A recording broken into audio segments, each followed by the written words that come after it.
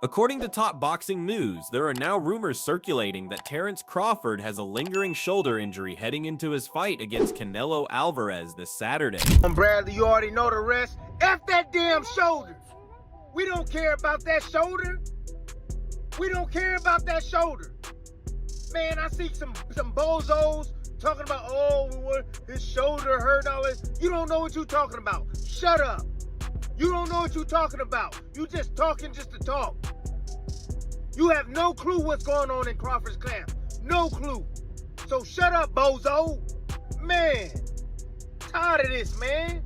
Golly. Even the stuff about Boots. Boots beating the hell out of Canelo. Fugazi. That's not true. That was not true. That was not true. Man, everybody always creating stupid ass narratives just to get views, yo. For real.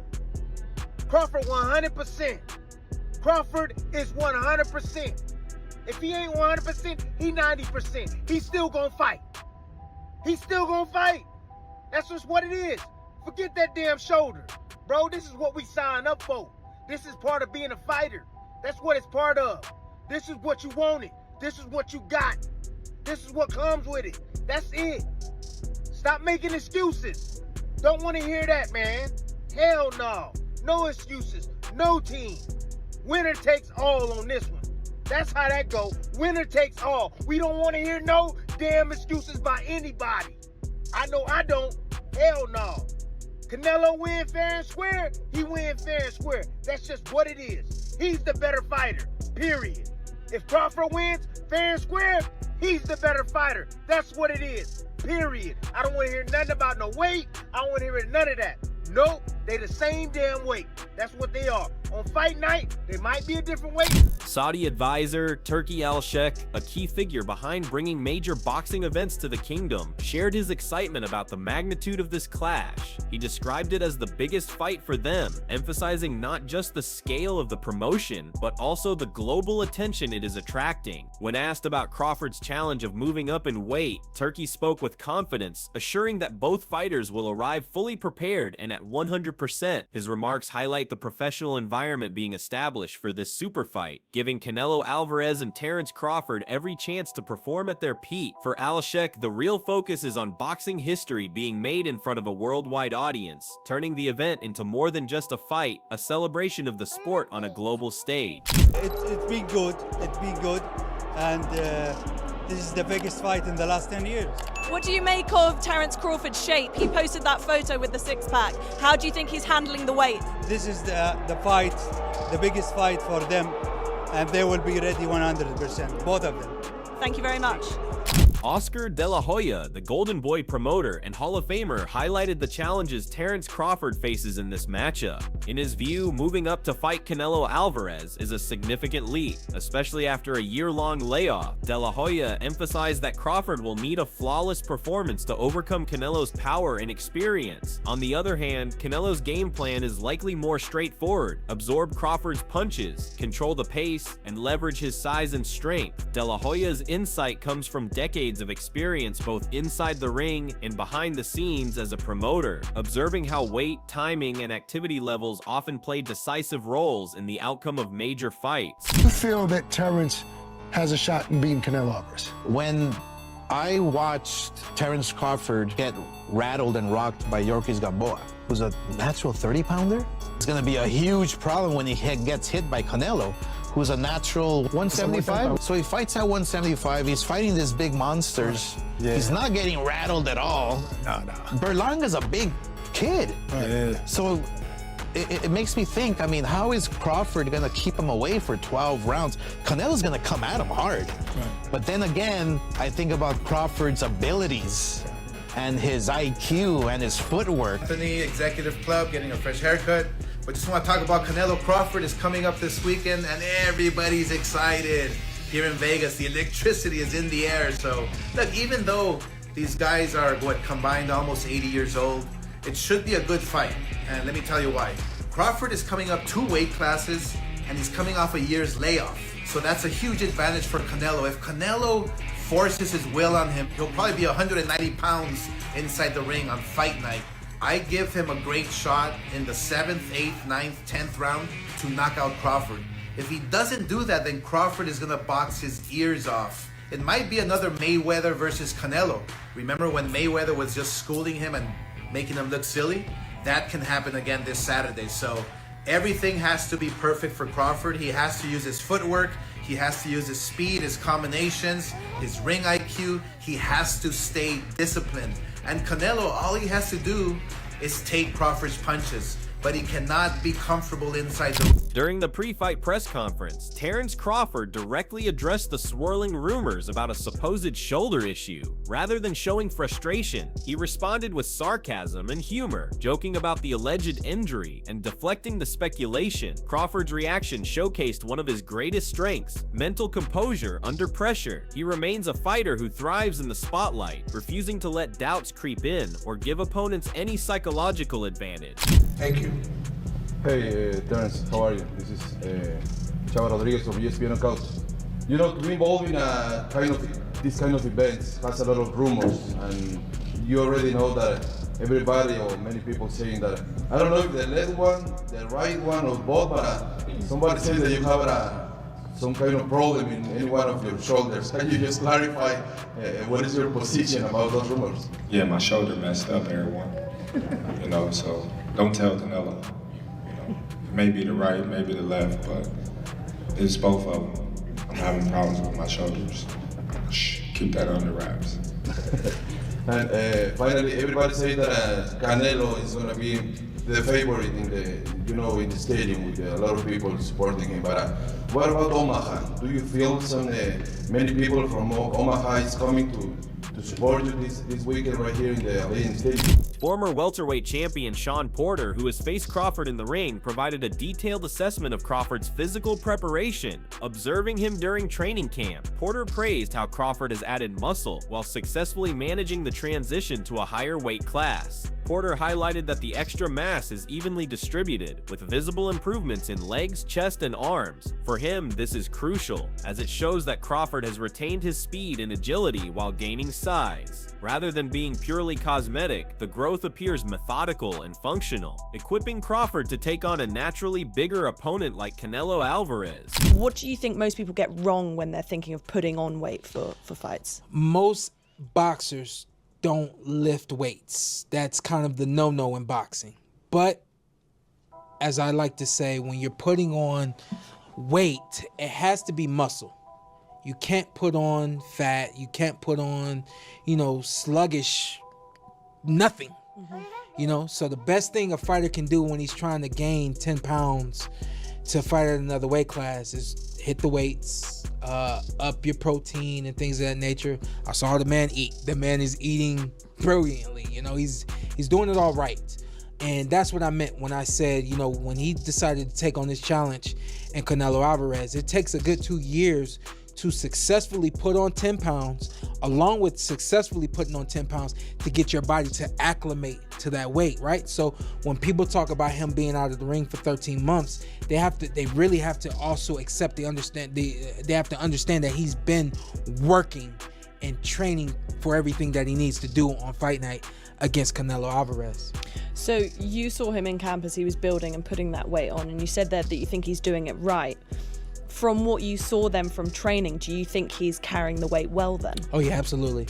Absolutely. I saw it in his legs. I could see it in his arms and his shoulders. And it's distributed evenly. You'll get a lot of guys who are bottom heavy. They don't have much on the top half. So once you get to the inside, they don't have a lot that they can do with you from this standpoint. I know a lot of people are concerned with Canelo Alvarez. Should he get in close? What's the strength situation going to be like? Well, Crawford's put on the right muscle mass in the chest area, in the ab region, and in the arms and things of that nature. I think he's going to be able to handle the strength just fine. The others say no, that's 2 more weight classes. Once he gets touched by Canelo, it's going to be different. I am concerned about him absorbing a Canelo punch, especially through the course of 12 rounds. We do know this about Canelo. He's going to slow down. So I think if anything, Canelo would try to start fast and bang on him and break him down before he gets later, and he's still got that kind of steam. But there's so many components that make a champion. There's so many components that make a great, a legend. It's just so much to go into. It's a conversation that lasts an hour easily when we talk about all of the components that Terence Crawford has, all of the components that Canelo have, and how we find how they even out and who trumps one another, you know what I mean? We tried to do that with Errol Spence and Terence Crawford, and we see how that panned out, you know what I mean? Despite positive reports from inside the camp, Crawford found himself under fire when a photo surfaced that seemed to show him out of shape. The image, taken during a meeting with Ilya, appeared to reveal a slight belly, sparking speculation about whether he was truly in peak condition. Fans online quickly questioned if the impressive training pictures released earlier had been edited to boost his image. The sharp contrast between the two sets of photos ignited debate about Crawford's physical readiness, especially with the stakes of such a massive fight. But for athletes at this level, such scrutiny is routine. Every frame is magnified, and every detail becomes a talking point. So the first photo that dropped was the one of Terence looking all jacked up and ripped and lean, and glistening and perfect lighting, and I think he actually posted it himself. And all the guys in the gym were like, yo, Crawford looks sick. He's in great shape. He's going to win. He's going to knock Canelo out, blah, blah, blah.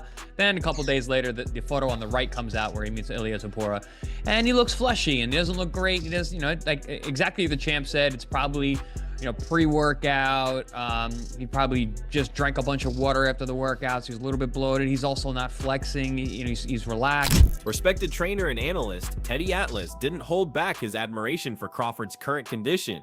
In his view, Crawford looks downright intimidating in recent photos, a sign that he's preparing for a career-defining night. Atlas reminded fans that he picked Crawford from the start and nothing he's seen has made him reconsider. For Atlas, the difference isn't just the physical frame, it's the steel in Crawford's mindset. The discipline, the focus, the hunger, all radiate through. And that, Atlas insists, is what could separate him from a powerhouse like Canelo. Known for his brutal honesty, Atlas's endorsement carries weight, and his words only add to the growing belief that Crawford is ready to shock the world. Vaguely proposed, where a lot of people poo-pooed it. No, Crawford's too small, forget about it, doesn't make sense. When it was going through those times, I didn't hesitate. I said Crawford. I'm not changing now. I see, listen, both guys have gotten older. I don't know. I hope it's not. And I'll put the disclaimer out there first. I'm not poo-poo. I'm not raining on anyone's parade. I think it's a very interesting fight, and I hope it's a great fight. And they're making it so big. They're really bringing everything out for this fight. You know, Dana White, his first involvement in boxing, in a promotion of a fight like this. I know he's involved with Walsh, the Irish kid, but I mean, his first really foray with boxing in this kind of way and level with Turkey Al-Sheikh, and they're not holding anything back. I mean, they're putting everything into this.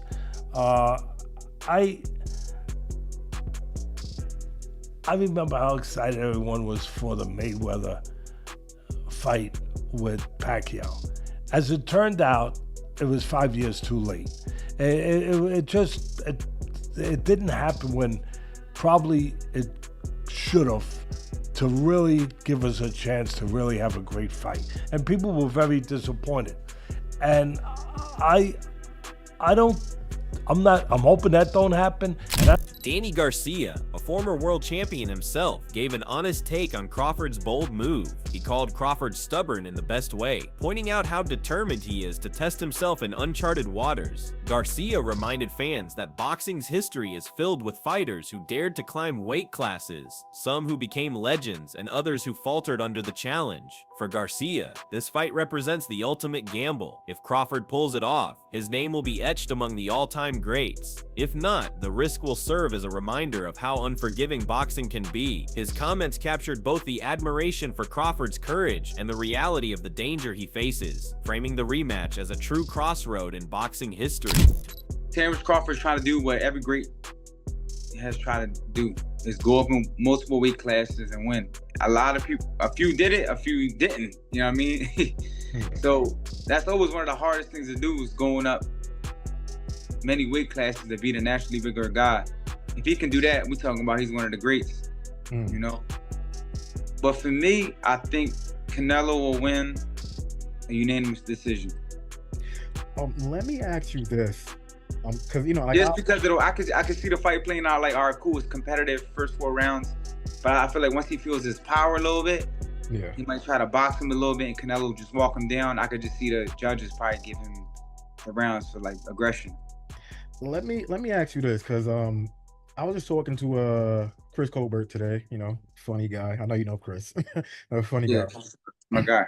And you know, like we was talking about the fight and stuff like that, and you know, we're talking about Canelo's power, but I'm more so interested in seeing how Crawford's legs look in like round 7, 8, 9, when you putting on all that extra weight, all that extra muscle. Do you think that could bother him a little bit? Even sparring in the gym, when you spar like naturally bigger guys, yeah, that's tough. Cause I was doing that for my last fight. And no matter, even when I got down to even when I was 160, I still look more like a welterweight. You know what I mean? Because my body frame, my body type. You know what I mean? Yeah.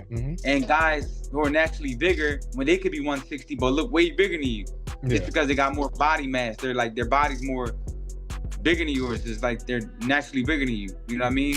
Shakur Stevenson, the undefeated rising star, didn't hold back his admiration for Crawford's journey and laid out a bold prediction. In his eyes, if Crawford can topple Canelo Alvarez, his resume would instantly become the greatest he's ever seen. For Stevenson, it isn't just about Crawford's flawless skill set, but his fearless drive to face the absolute best. Adding Canelo's name to an already stacked list of elite opponents would push Crawford's legacy into historic territory. Stevenson's words also reflect the deep respect the new generation holds for Crawford, seeing him as a role model who proves that greatness comes from daring to take the biggest risks.